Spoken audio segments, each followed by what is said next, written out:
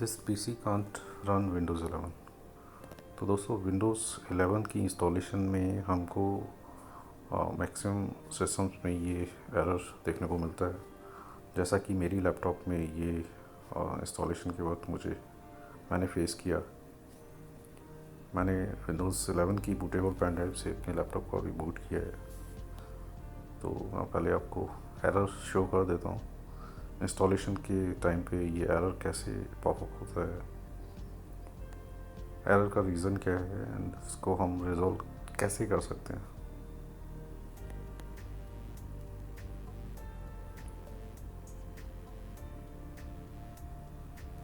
तो जैसे ही मैंने यहाँ पे वर्जन सेलेक्ट किया, सिस्टम ने मुझे मैसेज शो कर दिया कि इस पीसी कांट रन विंडोज़ 11। इस लैपटॉप की जो स्पेसिफिकेशन है वो कंपैटिबल नहीं है। तो अगर ये एरर आपको भी आ रहा है, ये इन 3 कंडीशंस में आपको एरर आएगा। या तो आप फ्रेश इंस्टॉलेशन करेंगे तब आपको आएगा, अपग्रेड करेंगे 7 to 11 या 10 to 11 तब भी आपको आएगा। हो सकता है कि आपकी कॉन्फ़िगरेशन भी मैच करती हो तब भी ये एरर आपको आ सकता है। तो इसको रिज़ॉल्व करने के लिए सबसे पहले आपको TPM आपकी बायोस में इनेबल करना होगा। SGX UEFI आपको अपनी लैपटॉप की बायोस की कॉन्फ़िगरेशन में जाके ये 3 सेटिंग्स इनेबल करनी होंगी।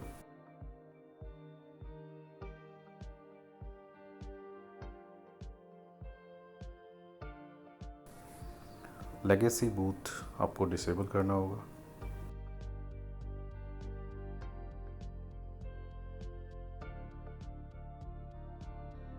UEFI uses the globally unique identifier partition table GPT. Legacy boot uses MBR। तो विंडोज़ 11 की इंस्टॉलेशन हमारी GPT और पार्टीशन फॉर्मेट में होती है। विंडोज़ 7 विंडोज़ 10 को हम लेगेसी बूट में भी कर लिया करते थे। विंडोज़ 10 भी GPT में होता है बट वो लेगेसी बूट में भी इंस्टॉल हो जाता था पहले। तो अगर आपके सिस्टम में अगर विंडोज़ 10 लेगेसी बूट में MBR में आपने इंस्टॉलेशन की हुई है तो ये एरर आपको आएगा।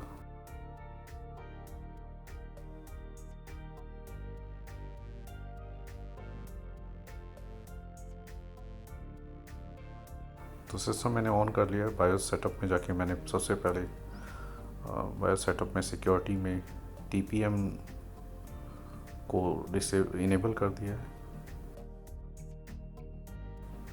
Intel software guard extension SGX इसको भी मैंने इनेबल कर दिया है।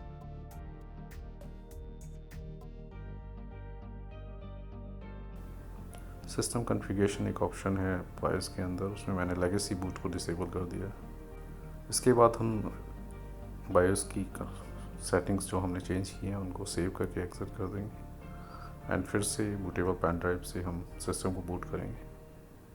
तो मैं ये कह रहा था कि विंडोज़ 10 हमारा पहले लेगेसी बूट MBR में भी इंस्टॉल हो जाता था। तो अगर हमारे लैपटॉप में हमने 10 MBR लेगेसी बूट में इंस्टॉलेशन की हुई है तो हम उसको अपग्रेड जब करेंगे तो हमको ये एरर आएगा, क्योंकि उसको जो 11 की जो रिक्वायरमेंट है वो UEFI सपोर्ट GPT सपोर्ट है। तो अगर आपका विंडोज़ ऑलरेडी MBR में इंस्टॉल्ड है तो आप उसकी इंस्टॉलेशन नहीं कर पाओगे। आपको उसको सिस्टम को फॉर्मेट ही करना पड़ेगा या फिर आपकी पार्टीशन को पहले GPT में कन्वर्ट करना पड़ेगा। उससे पहले आपको लेगेसी बूट को डिसेबल करके उसको GPT इनेबल करना।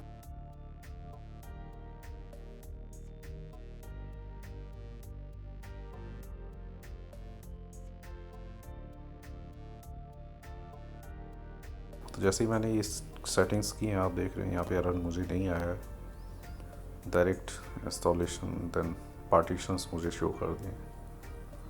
पार्टीशन शो करते वक्त अगर सपोज़ मेरी हार्ड डिस्क में अगर कुछ डाटा है और मुझे उसका बैकअप भी लेना है तो मैं यहाँ पे शिफ्ट F10 करूँगा। कमांड प्रॉम्प्ट पे आके पहले मैं पार्टीशन एक बार चेक कर लेता हूँ क्या क्या उसमें पार्टीशंस हैं।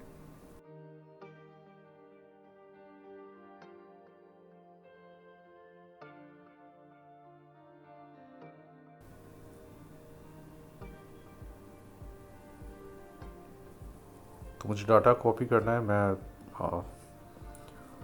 टाइप करूँगा नोटपैड ओपन करके मैं फाइल में जाके ओपन में जाके मुझे सारे फोल्डर्स और मेरी ड्राइव्स विजिबल हो जाएंगे। एंड मैं यहाँ पे चेक कर लूँगा मेरी ड्राइव के अंदर क्या मेरा डाटा है जिसको मैं कॉपी कर सकता हूँ अपनी एक्सटर्नल ड्राइव के अंदर। तो पहले मैं वेरीफाई कर लेता हूँ अपना डाटा क्या है डाटा, एंड उसके बाद मैं एक एक्सटर्नल ड्राइव उसमें इंसर्ट करूँगा अपना डाटा जो भी मुझे कॉपी करना है।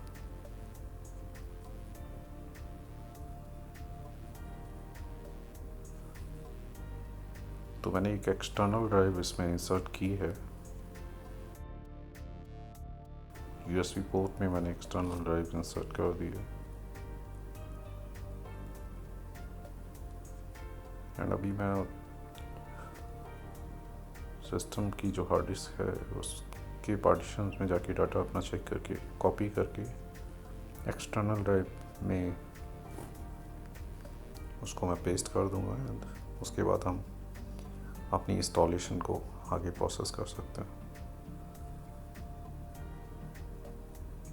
तो इसमें दो चीज़ें मैंने आपको बताई। आपकी इंस्टॉलेशन के वक्त अगर ये एरर आ रहा है तो उसको हम कैसे रिजॉल्व कर सकते हैं, और if in case hard disk में हमारा डाटा है तो उसको हम कैसे एक एक्सटर्नल ड्राइव में बिना विंडोज़ की इंस्टॉलेशन किए, बिना उस डाटा को लॉस फॉर्मेट किए हम कॉपी कैसे करें। डाटा मेरा कॉपी हो गया है। मैंने ड्राइव पार्टीशन फर्स्ट सेलेक्ट किया। ड्राइव एक्सटर्नल जो मैंने लगाई थी मैंने उसको रिमूव कर दिया है क्योंकि डाटा मेरा कॉपी हो गया है। तो नेक्स्ट करते ही मेरा इंस्टॉलेशन स्टार्ट हो जाएगी। इसके बाद हम अपनी इंस्टॉलेशन आगे फर्दर कर सकते हैं। तो ये वीडियो मेरा सिर्फ एक ट्रेनिंग पर्पस से था, तो मैं इसको यहीं पे नेक्स्ट करके स्टॉप कर दूँगा। तो दोस्तों, मेरे वीडियो में दी गई इन्फॉर्मेशन अगर आपको अच्छी लगी हो तो प्लीज़ इसे लाइक करें, शेयर करें एंड मेरे चैनल को सब्सक्राइब करें। बेल आइकन को प्रेस करें ताकि आने वाले मेरे वीडियोस का नोटिफिकेशन आप तक पहुंचता रहे। थैंक यू, नमस्कार।